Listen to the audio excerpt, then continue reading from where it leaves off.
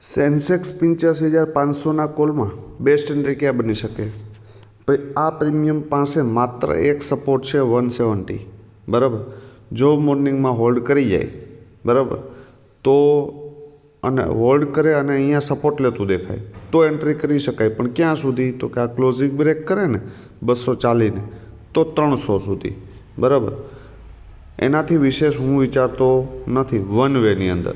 પણ 300ની ઉપર એક 15 મિનિટની કેન્ડલનું ક્લોઝિંગ આવી જાય અને ફરી તમને આ ક્લોઝિંગની નિયર બાય લેવા મળે તો એન્ટ્રી કરી શકાય. અને ફરી 300 બ્રેક થાય તો 403, 545 અને એનાથી ઉપર લગભગ 600 સુધીના ટાર્ગેટ મળે તો પણ કોઈ નવાઈ પામવી નહીં.